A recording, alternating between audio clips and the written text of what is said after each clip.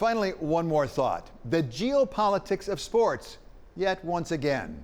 This week, the United States made it official it would not be sending any delegation to the Beijing Winter Olympics next year. The Biden administration will not send any diplomatic or official representation to the Beijing 2022 Winter Olympics and Paralympic Games, given the PRC's ongoing genocide and crimes against humanity in Xinjiang and other human rights abuses. The White House Press Secretary Jen Psaki said that the administration would be backing Team USA 100%, albeit from a pretty big distance.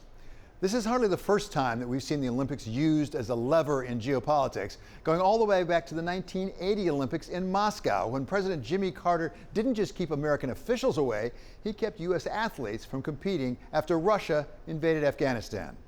I can't say at this moment what other nations will not go to the Summer Olympics in Moscow. Ours will not go.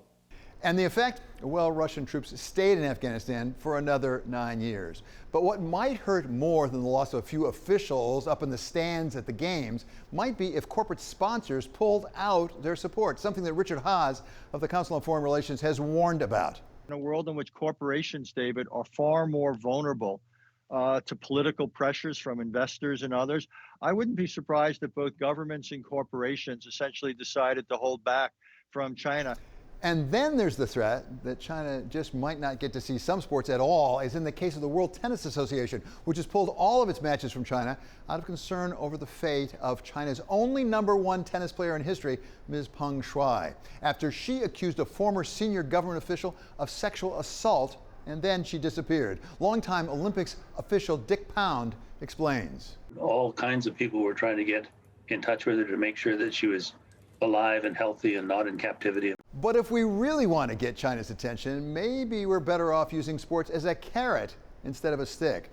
Just remember all the way back in 1971 what happened when a simple table tennis match paved the way for President Nixon to go to China.